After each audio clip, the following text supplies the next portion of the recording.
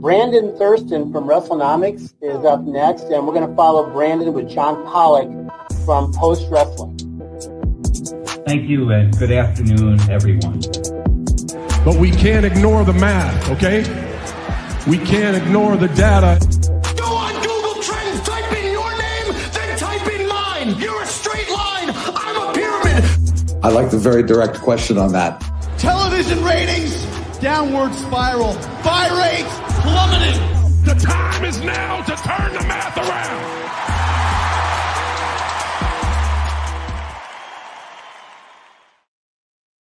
And hello, everybody. Welcome to Pollock and Thurston. I am John Pollock from Post Wrestling, joined as always by WrestleNomics' own Brandon Thurston, as we continue to navigate the intriguing world of politics, how it has seeped its way into these various industries that we tend to cover. How are you today, Brandon?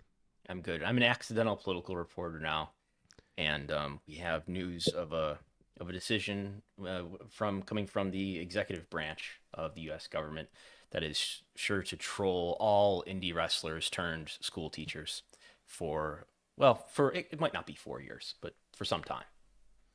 For some time, yes. For all the complaints, Robert Kennedy Jr., Matt Gaetz, Dr. Oz, the latest cabinet position looks to be that of Linda McMahon to head the education department, as announced by Donald Trump on Tuesday. Linda McMahon, as we spoke about last week, appeared to be the front runner to be the commerce secretary, but then Trump ended up selecting... Plans changed. They do apparently change, and instead, the co-chair of the transition team, Howard Lutnick, co-chair with Linda McMahon, looks to be the front runner to take that post. And I don't know if this is a consolation prize. Here, you take education of the U.S. And of all the cabinet picks, I mean, not to say this one is without ridicule and plenty of people realizing there is a Ring Boy lawsuit attached to Linda McMahon.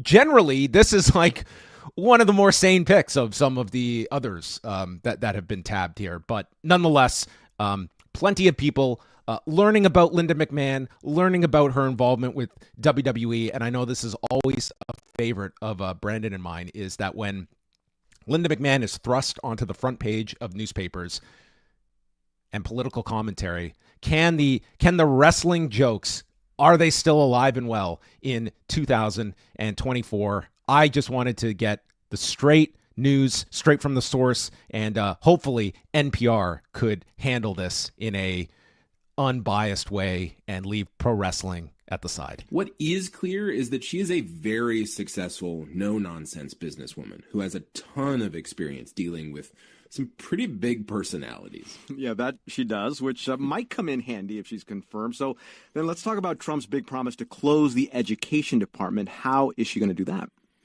Yeah, look, a bipartisan group of experts have told me over the past week closing the department is one wrestling match that McMahon probably cannot win. Bipartisan experts, they all use that exact language, a wrestling match that she cannot win. But nonetheless, Donald Trump laying a smackdown on education. There you go for headline writers out there. But yes, Linda McMahon thrust here into a major position in the Trump cabinet, and this will follow her previous role as head of the Small Business Administration during the first Trump presidency, and then resigning from that post to launch the America First Policy Institute, where she has raised millions and millions of dollars for the Trump re-election campaign, and herself donating a significant amount into the 8 figures for this campaign. Yeah, and Howard Lutnick and her have been co-chairing the transition team.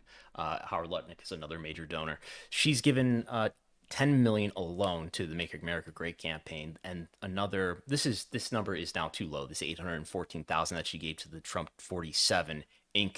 campaign. She gave more after I made this report, or at least there was more that was disclosed with the periodic FEC disclosures. So she's given a lot of money. I compared it to the last presidential election, where she also gave tens of millions of dollars to Trump and Republican causes. She gave a little bit more in 2020. But she still gave tens of millions of dollars in this election, in the 2016 election, 2020, and now in 2024. And of course, in 2007, WWE, I guess, ultimately donated millions of dollars to the Trump Foundation, the now defunct group, the Trump Foundation, in exchange for Trump's performances in 2007 at WrestleMania, and 2009 on Raw, when he bought Monday Night Raw. So she's been obviously involved in all sorts of Trump-affiliated and Republican-affiliated political activities since her 2 unsuccessful U.S. Senate campaigns, and it looks like she will be pending U.S. Senate approval. The Senate does have to approve of this, as they did, of her nomination and selection of being the leader of the Small Business Administration. They will have to approve of her being the Secretary of Education. My understanding is that even if she's involved in shutting down the Department of Education, which would be a federal government entity, most of the financial support for public education comes from outside of the federal government, something like 10%, maybe less than 10% of all education funding is actually from the federal government. But it could happen, and it's only a department that's been around since 1979. Yeah, and it did get brought up shortly after this announcement. This goes back to 2010. This was her first run at the Senate, and a controversy involving what exactly her qualifications were within education. What did she major in? Well, we go back to 2010, the New York Post, the McMahon chroniclers of record, and it reads, last year, after pro wrestling matriarch Linda McMahon was nominated to Connecticut's State Board of Education, she claimed as proof of qualification her degree in education. Her degree, it was soon revealed, was in French. No matter, she was approved.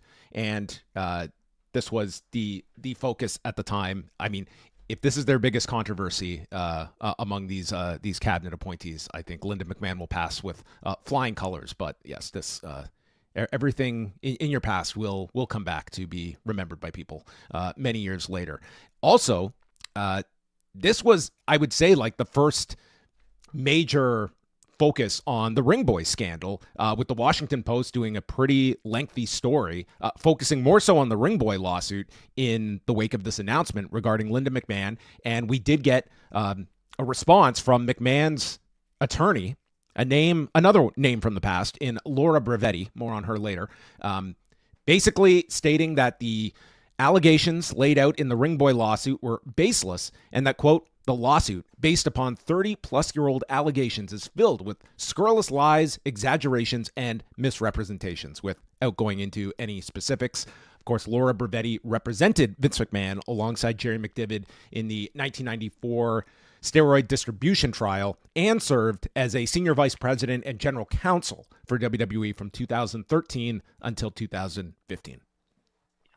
And she was, you just said that. I was going to say. So she also in this Washington Post article, I've got a few notes from it here. She said she would put her financial interests in a blind trust and resign from all outside positions and board memberships if she serves in the next administration. We don't know what stocks she may be holding, other than obviously she holds a significant amount of WWE stock, although not nearly as much as Vince does.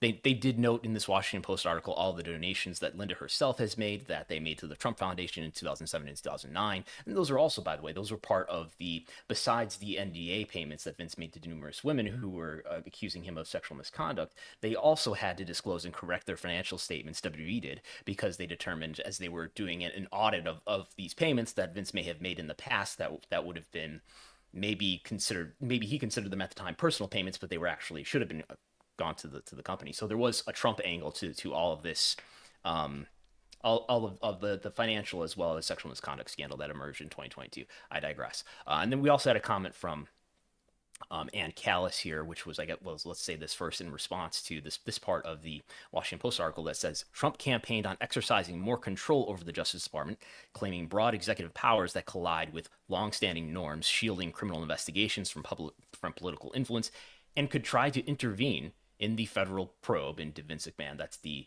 investigation that the Southern District of New York is reportedly doing on Vince McMahon related to allegations of sexual misconduct sex trafficking, sexual assault. A spokesperson for the transition, Brian Hughes, declined to comment on the case. So there they are raising in the Washington Post the notion that Donald Trump's friendship with Vince McMahon, his relationship with Vince McMahon, his strong connection clearly to Linda, that could be a factor in what is a federal criminal investigation that has put the civil lawsuit that Janelle Grant filed on hold through about 22 days from now, December 11th. So that's about as much as we can say about that, I guess. We do have the comment from Ann Callis in this article too, where she says, quote, "We have no control over what happens with any criminal investigation, but we have an unwavering will to see that Janelle Grant gets justice." Yeah, and I guess for many people, the takeaway in this article, I mean, maybe the worst kept secret in professional wrestling, that the two are separated. That's the headline, of course. Yeah, that's the headline everyone has run with. I mean, okay, yes, confirmed. Yes, as Vince McMahon referred to her some 2.5 years ago, my wife at the time. My wife. Yes, that was in the Pat McAfee interview in March. That was, yes, our maybe our last long form interview with Vince McMahon ever. There you go. That is the Linda McMahon story, that she will obviously have a very prominent position, and there's not to say that there will be a focus on the Ring Boy lawsuit as a result of this, and whatever sort of extension there could be to a Vince McMahon federal investigation, which still has several more weeks until the stay gets lifted on December the 11th, that being the date that has been out there for the past 5.5 months that they have been working towards under this federal investigation into Vince McMahon. Yeah. We're going to shift focus and talk a little bit about Netflix. This past Friday, they staged the Mike Tyson-Jake Paul fight from AT&T Stadium. And, coming out of this, in the absence of, Nielsen or any third-party data, we're kind of left for Netflix to, put out all of their information, and that is kind of the numbers of record coming out of this.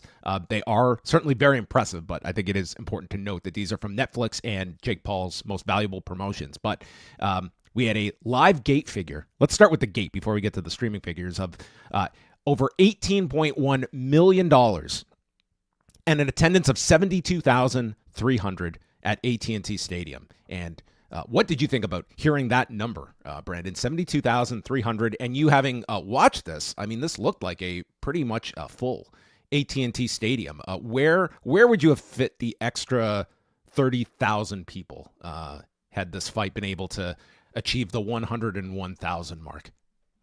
Well, the turnstile count for WrestleMania 32 was 81,000 some odd. So I don't know. I think that's a realistic number, and that's probably, there's probably comps in there, and that's probably not including the tickets that weren't redeemed.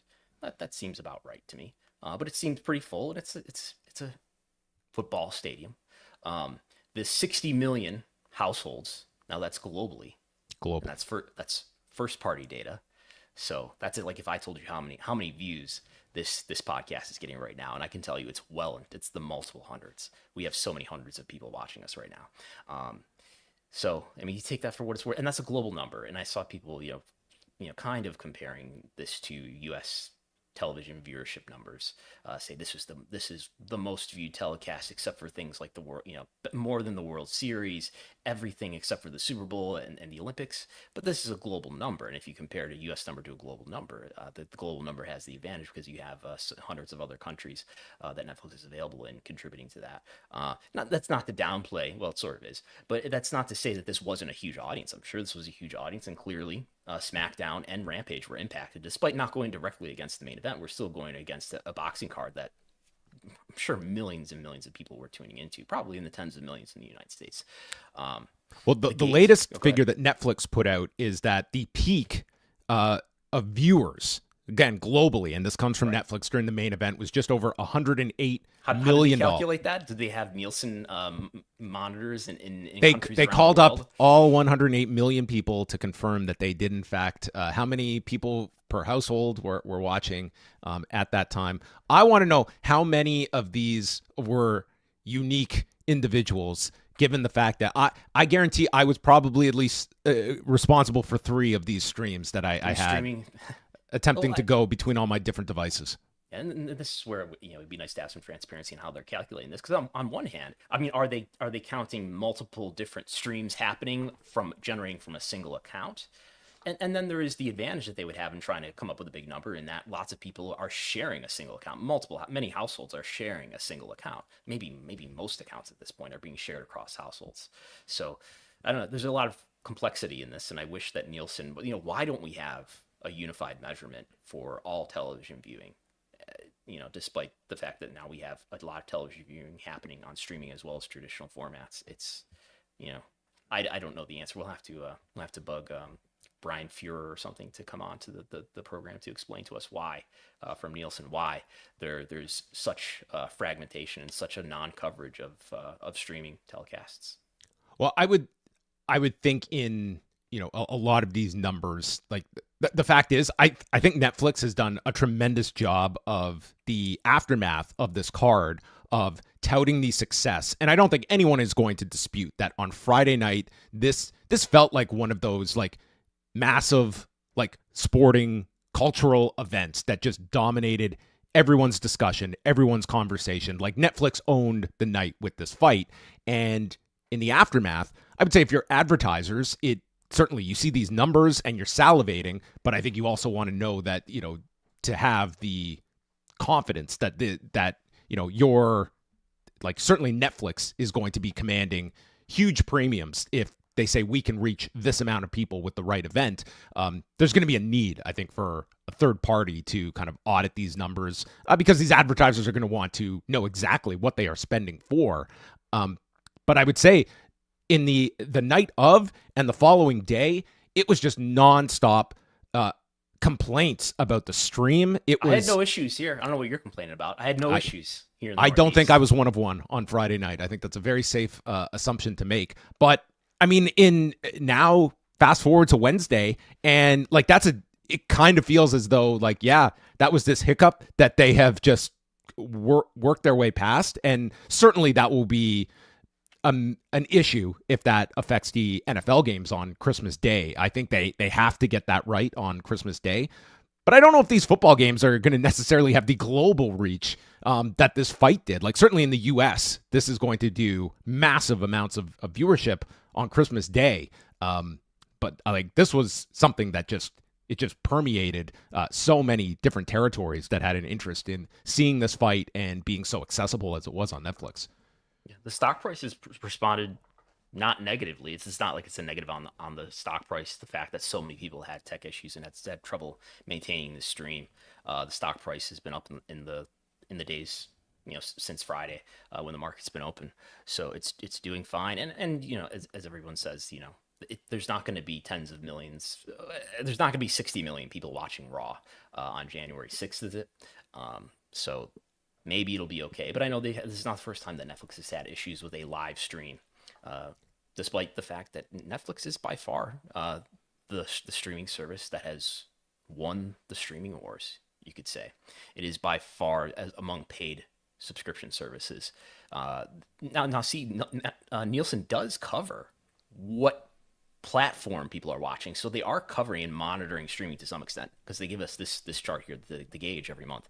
And in any case, they're basically double or more what every other subscription streaming service is doing. YouTube, plain old YouTube, the channel that we're on, we're number one with 10%, almost 11% of all TV watch time. But then Netflix is next at about 8%, and the next nearest one is Amazon Prime Video with 3.6%, and everybody else is 2% or less.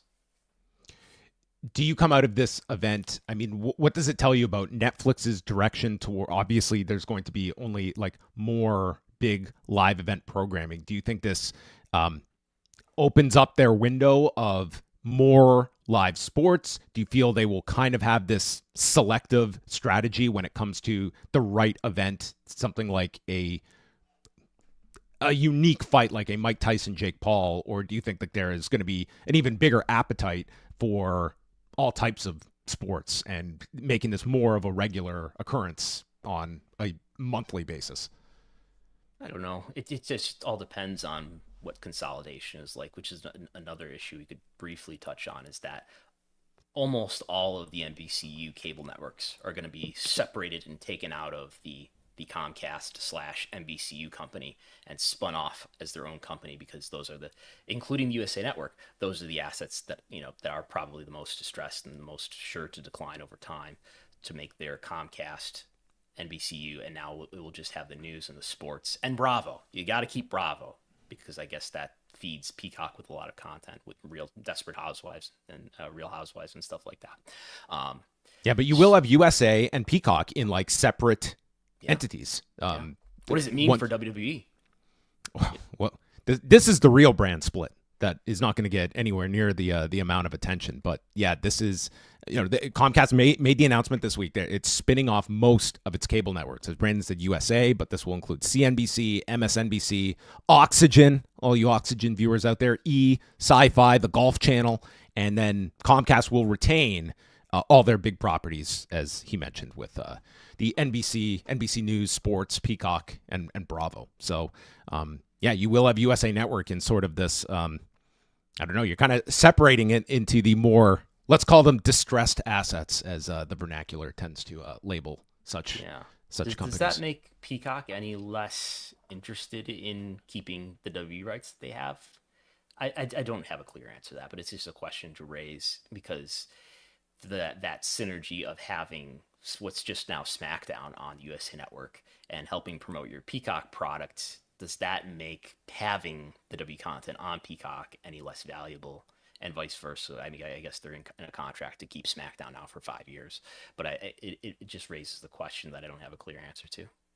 Well, I think that next round of rights as it regards WWE, I mean, it will give you a sense for Peacock. Like, I think we all look at, with all the various streamers that are out there, I think most people believe at the end of the day, there will be several core streamers that are going to be the heavyweights. Netflix, Amazon, Disney Plus. I put ESPN Plus likely into that bag, unless they just funnel that into the over-the-top service. But then you have a Peacock that, I mean, it could go either way. Like, it's certainly got, Comcast behind it. It's got the Olympics, which were a big hit this past summer. But 5 years from now, like, is Peacock going to be in that kind of upper echelon of the big heavyweights that you are competing with the Netflixes and Amazons of the world for the biggest rights? And and WWE, it's not necessarily the make or break, but it's pretty core programming that Peacock has attached to its brand that is monthly recurring programming. And something else to watch is you always got David Zaslav talking about consolidation, and he just wants the U.S. president who's going to be the most open to allowing consolidation to happen. He's got the more likely candidate that got elected. So it's possible maybe that WBD is involved in some sort of consolidation with those cable assets that are separating from Comcast. Did you have any observations and what did hook you to tune in on Friday night? I didn't know if you would check this out or not. I watched it. You want to break it down round by round? It was a pretty slow fight. I don't know. Why did I watch it? Something happened. Well, I don't know. Somebody told me that they thought that the SmackDown rating was going to get crushed because of this. So I decided to watch it, I guess, among other reasons. And it did get hurt. Like, this was its lowest number since moving to USA. And like, SmackDown was done before even the Amanda Serrano-Katie Taylor fight. So this was, you're talking several fights into the undercard that, like, it's not as though there was any other explanation on television that would have affected SmackDown beyond this. Like, it does tell you there was an interest in the entire production from Netflix presenting a boxing card that grabbed people, even with lesser known fighters on the undercard. Yeah. The main event was pretty boring. I don't think they did each other any favors there, but I guess maybe the idea is to drag this out into another fight involving Logan Paul. But Jake Paul didn't look like a very skilled fighter that you'd be really eager to see again. Mike Tyson clearly had no business being in the ring at 58 or whatever he is. So, are you trying to tell us that at 58 years old, Mike Tyson really showed his ass on this broadcast? He sure did.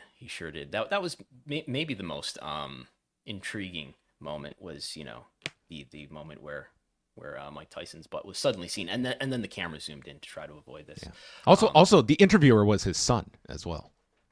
Oh, was that who was interviewing him at that time? That's who was interviewing him off camera. It was his son. It was supposed to be Ariel Helwani doing that interview, and he got called away. So Mike Tyson's son did the interview. It was, as a production and presentation in general, it was very pro wrestling like, I would say, in terms of like, it was very much like, all these Triller pay-per-views that we've seen, like that, I haven't seen any of them, but no, they're hit and miss. Let's put it that way. It felt like a pop-up wrestling pay-per-view, maybe in some ways like the Heroes of Wrestling pay-per-view would feel, or a wrestling company that's just popping up to do one pay-per-view suddenly and catch in, and they're trying to hype, and you got the MVP promoter out there, in between. I think it would be the women's fight and the main event, just going on and on about how huge an event this is, and it's so amazing. And you had Muro Ranallo and Roy Jones Jr. and Rosie Perez, of course. Poor Rosie Perez, man, she has just caught so much flack coming out of this event. I mean, I not the most skilled broadcaster for boxing, but she's a legit boxing fan, and that's what they were going for. I've confirmed through the internet that she is a big boxing fan. Maybe not much of an analyst at this point, but there's still room for improvement. Yeah, and circling it back again to the wrestling front, like not only was the big focus on the Christmas Day games, but I mean, plenty of mentions of WWE Raw coming to Netflix. Like this was a lot of people reached to promote this January 6th debut. And, this coincided with Paul Levesque's whirlwind cross-country tour this past weekend that took him on Saturday night to Madison Square Garden for UFC 309 with Stephanie McMahon. Yes. And then going across the time zones to Las Vegas for a Travis Scott concert on Sunday and confirming that the first Raw on Netflix will take place at the Intuit Dome, the tax service in Inglewood, California. Yes, and there was video of Triple H shaking hands with his mother-in-law's boss. That happened as well. They exchanged. I didn't see this on any WWE socials. They didn't show this on Raw. No, they didn't for some reason. I don't know why. But yeah, that's what is there to say? I saw he was pictured sitting behind Don Bongino, who's another major social media influencer. I don't think that was on W socials either. Were his seats better than Dana White's at that WrestleMania he went to watch Ronda Rousey?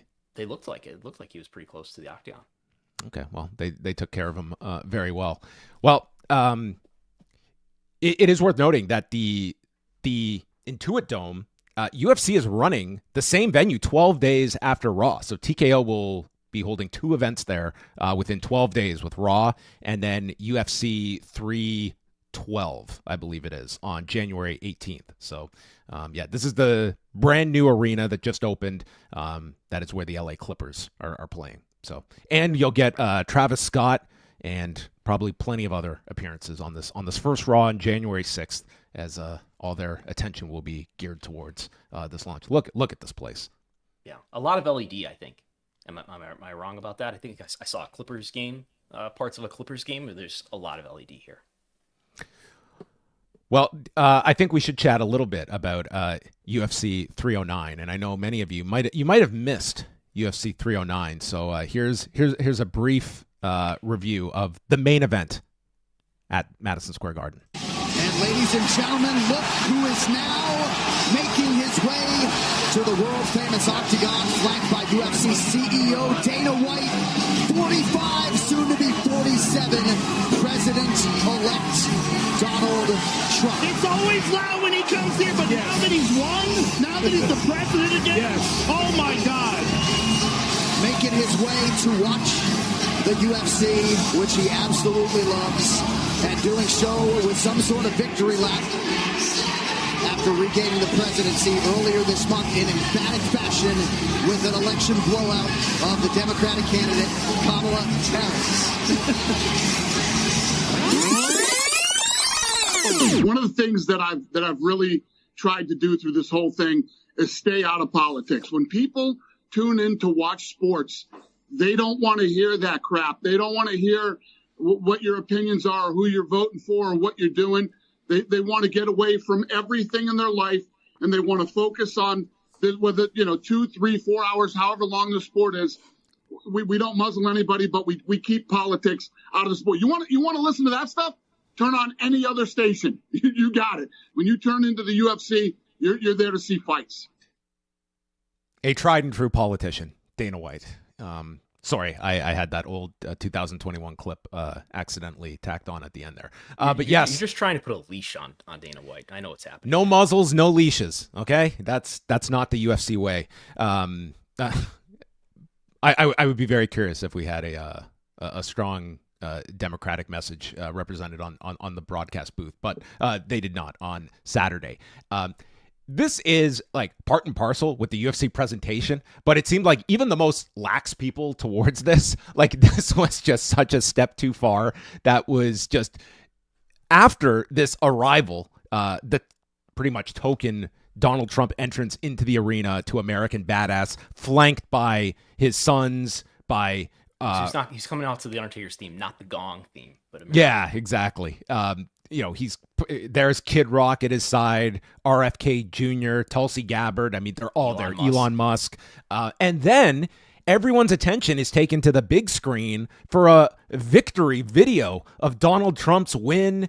And then we get in bold 45 and the 5 turns to a 7. I mean, this was just the volume turned up so high that, listen, for whatever you want to say, like the UFC has, like, clearly, like UFC has leaned into this. Like, this is the sport for this administration, and to this audience at Madison Square Garden, like, they went nuts for this guy. And this is, it was a total commercial for Donald Trump here, but it is what it is. But I mean, the idea of like you're separating your politics from sport, will remove certain politics that we don't want to be attached to, but the ones that we have a financial or influence in, we will gladly embrace that and let our audience join in on the ride. What did Vince McMahon say in the Netflix documentary when he was challenged about why he was complaining about Ted Turner competing with them and whether that was the same as him competing with the territories? Sometimes you say certain things in public. The public doesn't understand. Sometimes you say things that you don't necessarily believe. Something to that effect. Dana White would never say anything untruthful or untoward. But yes, what a change that 3 years can make. But this did get a lot of attention. Interestingly enough, the New Yorker did a piece interviewing Dana White, who also stated he's never doing any of this again. Politics is just full of it's dirty. I'm never doing this again. But I mean, again, sometimes you say things in public that we don't know if they are the actual meanings that same individual would have. But this was at the end of the prelim card, and then we transfer on over to the pay-per-view portion where they had a camera on Donald Trump. The commentary was constantly bringing up, these fighters, I mean, the pressure of fighting in front of the president. And then most of them, save for Charles Oliveira, who completely ignored Donald Trump in his victory celebration, everyone else, I mean, just embracing Donald Trump. And listen, I don't care what a fighter's political views are, but it's certainly like this is the platform that they have certainly found an inroads in. And this just... this was as much a political rally as that you have ever seen on a UFC broadcast. And we'll see if they, lower the influence on this type of stuff now that the election is over. But it's like the UFC, Joe Rogan, Dana White, they are heavily tied into the day-to-day conversation of the rise of Donald Trump into this second administration. And they are attached right there as an influencer in that sense. Yeah, I don't know. It's just a part of the politicization of everything, not literally everything, but more and more things get politicized over time, it seems, in this media environment that we're in. What is it? Is it like it's this violent, it's actually fighting, and boxing would be maybe the avenue for this, but boxing is, with the exception of some freak show fights, does not become that big of a deal in my adult life. And maybe it's just, the MMA has been this really good center point, epicenter for a lot of macho libertarian points of view, I guess, and that's exactly the wave that I think Donald Trump, with a lot of his own particular qualities, is riding. That was your UFC 309 recap. That maybe we'll do more MMA reviews on this show. Thank you for the memory, Stipe. Yes, yeah, Stipe Miocic. I'm done. I'm done. Thank God. That was the end for him. Also, let's chat a little bit about AEW. This past week, it was Brandon Thurston's latest appearance with Josh Nason, our good friend over at the Wrestling Observer site. You guys went through the Q3 results for All Elite Wrestling, covering July through the end of September. And I thought we could go through some of the highs and maybe a handful, if not more, lows for AEW over this period. I mean, on top of everything you have, we are still in the wake of the recent renewal of the television deal with WBD. But I think it's always a good chance to look at over a period of time where AEW is. And did this reaffirm for you, Brandon, like actually going through all these numbers, seeing where AEW is at and kind of confirming, like when people say AEW is cold, is that an overstatement or would the numbers back that up? The numbers back that up. Even in ranking, Dynamite on a median basis in Q3, its rankings, which is what we've now been told to focus on. And I think that is, I mean, really, that's what I said to focus on some 8 years ago, or in 2016, 2017, I was saying that's the thing that we should really focus on the most, because that's saying, okay, here's all these cable properties, which ones are the best, which ones are the ones that I want to pay the most for, controlling for all the other factors. Point being, from a year ago, at the same time, looking at cable, prime time, Dynamite's ranked, and this is among all programs on a given week, is ranked a little bit lower than it was a year ago. Collision is ranked a little bit lower than it was a year ago. Rampage is ranked a little bit lower than it was a year ago. In terms of the demo, they're all down by double digits from a year ago. In terms of total viewership, they're all down by double digits from a year ago. In terms of attendance, Dynamite and Collision are both down by double digits from where they were a year ago, and pay-per-view is down, well, by double digits from where it was a year ago in terms of estimated tickets distributed via WrestleTix. We've still got another couple pay-per-views to go here in 2024. So I don't know what the breakdown is at the same point without pulling up a spreadsheet. But they do have more pay-per-views in this year to help them get to a higher total versus last year. Yeah, we have Full Gear this weekend, World's End at the end of December, and then you also have the ROH Final Battle show. They'll have one more pay-per-view in 2024 because they'll have Dynasty this year, which they didn't have in 2023.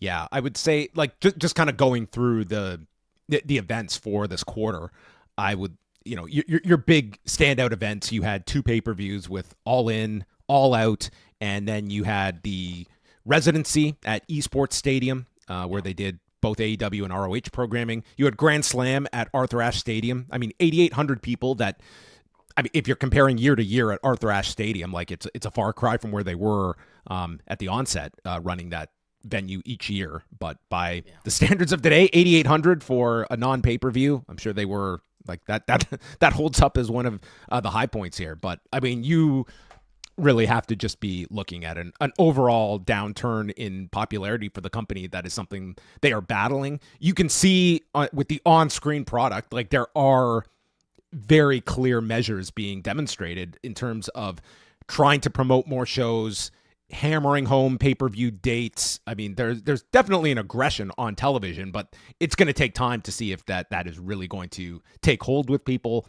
And ultimately, I think you look at it's going to be that formula of finding a star or stars that really just are able to grab an audience and that can lift everything. But they are, they're in a rut as this year comes to an end, and it's hard to come to any other conclusion than that. And to be clear, these rankings are, at least in Dynamite's case, is still high enough that it's not like WBD bought something that isn't worth what they thought it was worth. Dynamite is still highly ranked on its week, on its night, and it's still worth a lot of money. I don't want to give it an opposite message. That being said, there's a difference between the financial outlook of this company and the trajectory of their fan popularity. And those two things are going in totally opposite directions, much like WWE was going in opposite directions in 2018. They made a great TV deal while their popularity was descending and continuing to descend after that. That's just the weird counterintuitive wrestling business that we live in now. But what would, if you were to get an honest answer from someone in AEW or from Tony Khan himself about why this is happening, what do you think their truly believed reason is? If we were to inject Tony Khan with truth serum and we got an honest answer, assuming it's not illegal for him to answer that, yes. Yes, like their overseas television deals when it comes to airing things live or taped, which could be illegal. Illegal. My question is the problem? What's the problem? A and B, do they even identify a problem, the right problem? No, I don't think you. I think from the outside looking in, I don't even pin it on like one particular thing. I think anyone can go back and if you want to look at the impetus of this problem, I think it really takes form with that press conference with CM Punk. I think that was the first time that this product, you saw just this major star airing out all of his grievances with this company and adding this negative taint to this brand that had been kind of cultivated as sort of a fan-first product that was satisfying an audience, that people were happy to be there. This is a more pleasant environment than the competitors.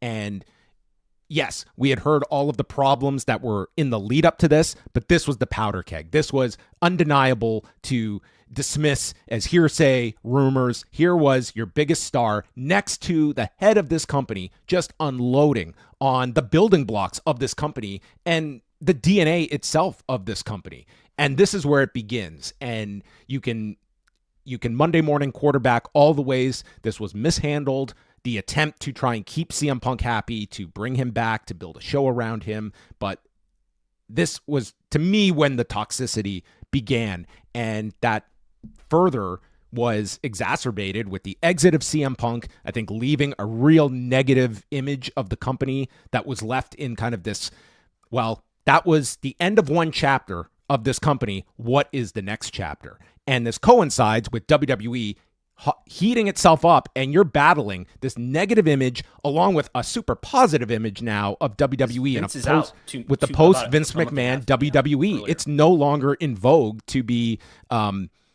dismissing WWE or it's the uncool product. Now that's flipped, and you're in the unenviable task of trying to convince your fans we are the cool product, we are cutting edge, and you're watching a product that it doesn't scream cutting edge to you. You don't necessarily, you have some great performers, you have some great content, but it's an overall vibe that is very hard to put your thumb on as just one particular thing when it's overall it's image repair that you are most in need of.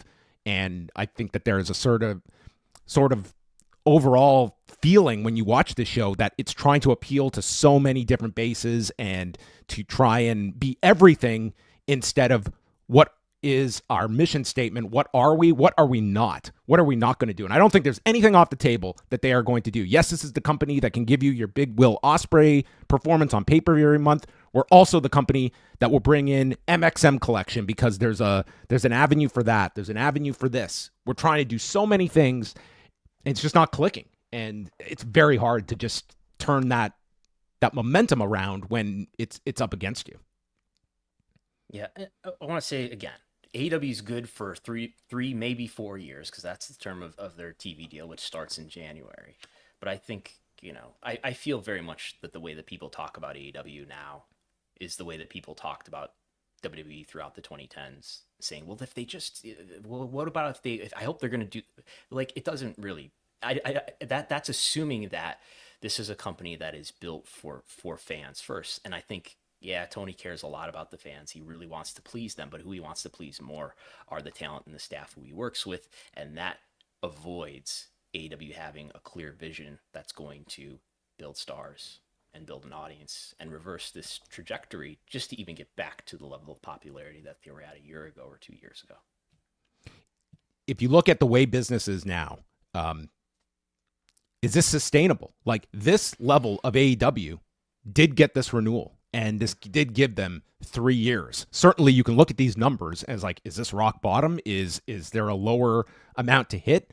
Or is there the belief that, if listen, this flattens out, yeah, but if it's not stopping. The decline is not stopping. As you can see, if people watching the video can see in this chart here, it's double digits. It was down in 2022. It was double digits down in 2023. It's double digits down now in 2024. If it plateaus and levels off at some point, and if that point is a point at which Dynamite is still ranking highly enough to get a good TV deal, then yes, they'll be fine. But of course, at a certain point, Dynamite continues to fall and loses a lot of value. There's just whenever you're looking at these popularity metrics, it's what you can convert these metrics into real dollars with. And at this level, they've been able to secure this deal. And I'm sure there's plenty of people that if you are Tony Khan, who are you leaning on for constructive criticism versus don't listen to all this negativity out there. You're doing great. You have built this company into a totally viable alternative that has secured a 9-figure deal for minimum 3 years to go, and this is not as doom and gloom as it is made out to be, and was unthinkable in 2017.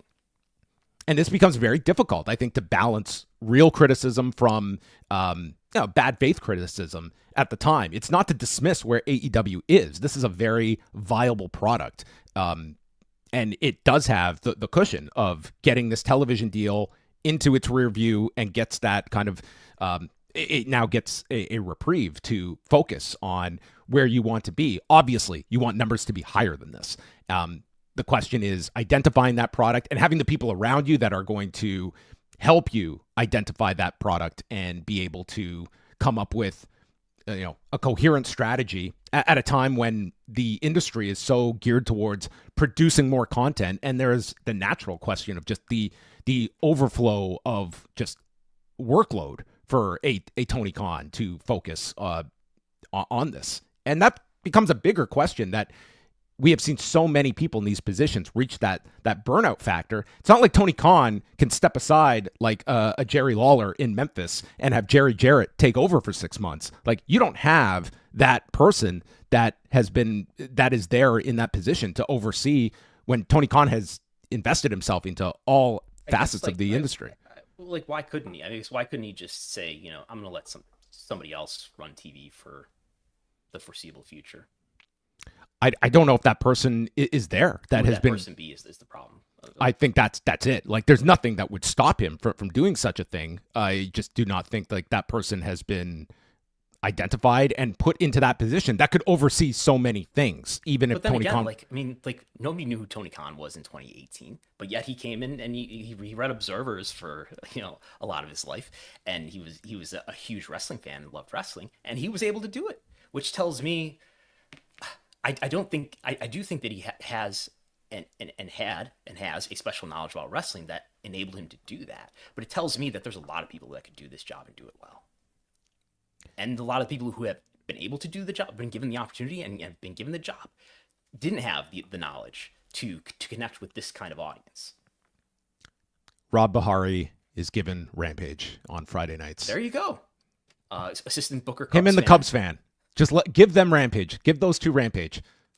Yeah, it'll be Lucha Night. All right. Just following on that note from AEW, they also announced on Tuesday their first events throughout December as well as into 2025. And it will include the Winter is Coming special and 3 nights at the Hammerstein Ballroom. This had first been reported by Andrew Zarian and Sean Ross Sapp that Ring of Honor would be going to the Hammerstein Ballroom. That will be Friday, December 20th, followed by a Collision taping on December 21st, and then a special Dynamite taping on Sunday, December 22nd, presumably to air on Christmas Day later that week. Yes, I checked out the capacities. Some of these are buildings that they have run before. Obviously, the pay-per-view at Crypto.com arena is what the formal Staples Center, right? So this is a huge arena. But some of these do seem to be, I didn't get like a super clear, oh my God, they're running all small auditoriums, but these do seem to be some smaller capacity buildings here. The other thing that I would look at too is there's a number of double tapings you get the sense that these are more double tapings of both Collision and Dynamite on the same night in the same building than before. I know Fightful's been reporting a little bit about how the talent really prefers the Wednesday, Thursday. There's obvious reasons why that's just more convenient for travel. Maybe that's, I don't know if you're running two different buildings, it might not be more convenient for production, but there might be. You also are looking at the very strong likelihood there's no Rampage to worry about taping on a Wednesday night either. So it's not as though there could be another show. Maybe Shockwave is another show that ends up on a different network, but no rumors of that, no rumblings of that whatsoever lately. I'm sure he'll confirm that tomorrow. Yes, I'm sure. But yes, I guess the major stuff to look at is February 15th, which is fast approaching, is the Grand Slam event in Australia, and then the Revolution pay-per-view, which is only 3 weeks later on March the 9th in LA at the Crypto.com Arena. Yes. All right, that's your latest AEW news. We also have what else do we have to go through here? The Hall of Fame. I think this was the year that the largest percentage of people I voted for ended up going in. Did a lot of your candidates get inducted this particular year? I voted for June Byers, Roman Reigns. I voted for the Young Bucks who got in. June Byers did not get in. I voted for all of my non-wrestlers did not get in, right? Because Bobby Davis is the only non-wrestler who got in. Who else did I vote for? Jim Johnson, Ridge Parks, and Grand Wizard. Grand Wizard did not get in. Only two of mine got in. How many of yours got in? I voted for Roman Reigns, Shingo Takagi, Johnny Rougeau, the Young Bucks, Shima, who had an insane jump this year, and Bobby Davis. So I had this had to have been the highest amount of people I voted for that all got in. Shima, I voted for Shima every year, and I cannot explain this incredible jump other than I think like the Japanese category. I think it's a lot thinner than many of the others, and I think for many, if they were voting for Shingo Takagi, I think you do at least focus on his Dragon Gate contributions, and perhaps that just gave enough people the impetus to vote for Shima. But still, like that amount of a jump from 23% to above 60 is an extraordinary increase, and it's not as though Shima did anything appreciable in the last year that warrants such a jump. So that was the one genuine surprise, was Shima. Yeah, 23% last year to 60%, and you need 60% of the vote to go in. We were on the right side of history as it concerns Roman Reigns. I pity those who, from decades from now, we will look back on and say the partisan voters who just could not help themselves but try to deny, and fail to deny Roman Reigns from being a Hall of Famer. Yeah, for some it was a very tough election month of who was voted in. But Roman Reigns leading all vote getters, 307 votes, 66.7%. I mean, he was within shooting distance last year, but cleared the hurdle. And that's sort of the trend we're seeing, is that, if you're in that 50% range or so, odds are better than not that you are going to cross the threshold. The Young Bucks were in a similar boat last year. They got over the hump this year, although not a slam dunk that they got in. This was their second year on the ballot, I believe. And they got in. CM Punk is sort of in that category now, where he failed to get in. I think I did the math. I think he needs something like 36 votes or something to get in. What was his percentage? Do you remember? I could pull it up here, but it was I think it was like the low 50s. So I mean, he's close enough that I think he will get here. But I mean, rewind to our last conversation, and I think that is now become like the very clearest reason is the legacy of AEW. Do you really weigh that as, yeah, and I do understand that thinking. Like, we just had a whole discussion about what was a tipping point for AEW, and are all of AEW's problems at the feet of CM Punk? I won't go that far, but does CM Punk have a responsibility in this company's brand and image being harmed? Absolutely. I don't think that's a debate.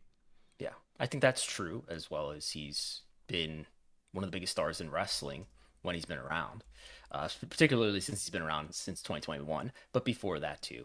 And I think he's been, just so far and above, so definitively in a group of some of the biggest stars in wrestling, and I think he'll continue to strengthen that case, provided he stays healthy enough for at least a few years to come here in WWE. Yeah, I mean, if he stays healthy, odds are he will have a pretty big year in WWE. Could have a Mania main event.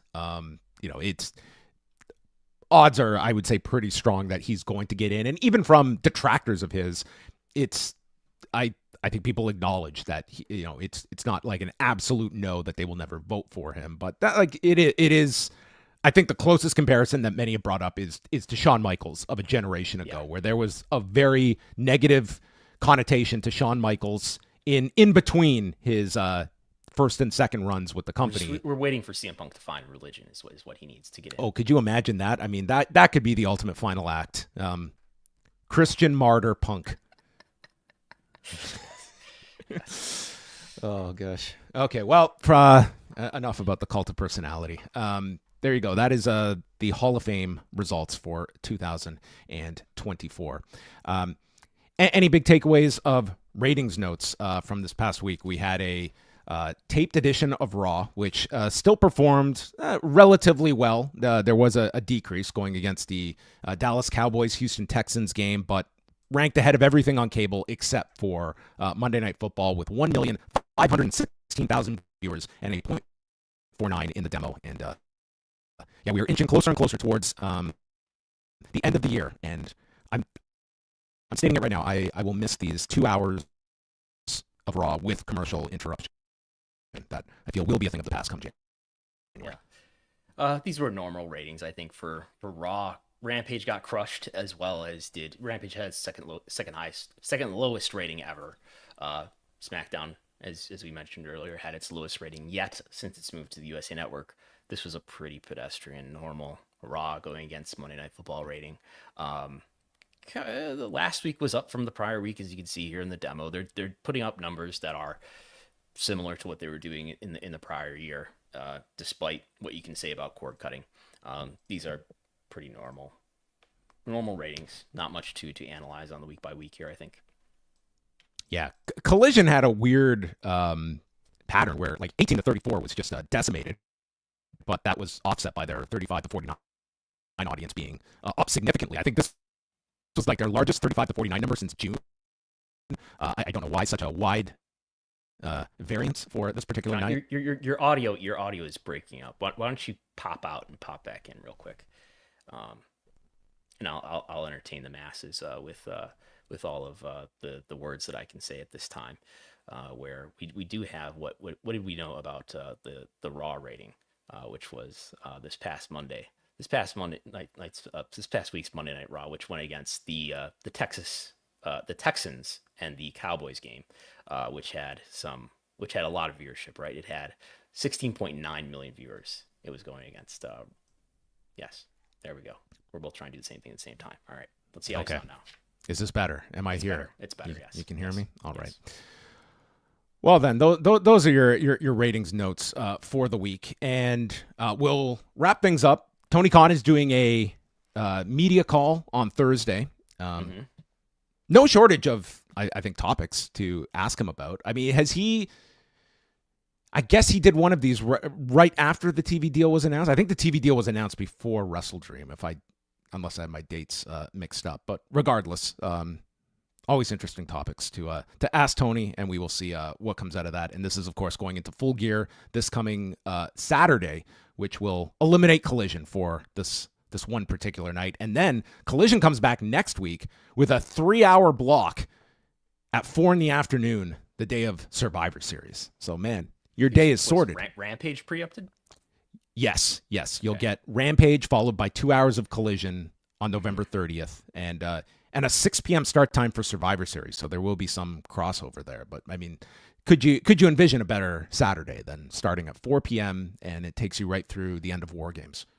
Yeah, that sounds like a good time to watch a lot of wrestling. I bet you could come up with games with your friends to predict who the winners are, and it would it'd probably be pretty easy to predict who the winners are. But you could do that game. All right. We're going to wrap things up, but thank you to everyone for tuning in as we have gone through a lot of topics here. Brandon will be back on Sunday with WrestleNomics Radio.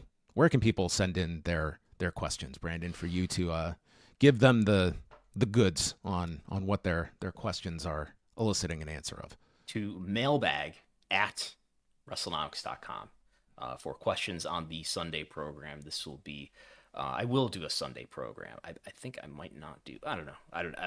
This is like the first time I'm thinking about it again. Since now that I'm talking about it live to hundreds of people, there'll be a program this Sunday. Mailbag@WrestleNomics.com, which is you can listen to only if you are a member, a subscriber of Patreon.com/WrestleNomics. Subscribers also got access to all the quarter-hour reports that are up now that I posted today of SmackDown, Rampage, Collision, and Raw. Those are now up for subscribers as they are every week. So you can go to patreon.com/WrestleNomics. And I will be back later tonight, right after Dynamite, with Wei Ting. So you can listen to that here on the Post Wrestling YouTube channel. And then on Thursday, postwrestlingcafe.com, we are doing our final mailbag show of the year. So you can send in your questions for that at forum.postwrestling.com. Submit all of your questions. We will answer those. We're big on mailbags at WrestleNomics and Post Wrestling. So check out all of that. I also did a show on Tuesday with a more lengthier discussion on the whole Observer Hall of Fame class. So that is also there for Post Wrestling Cafe members. So that's going to wrap things up. We are back next Wednesday, 1 p.m. Eastern time. And that is it for us as we say goodbye.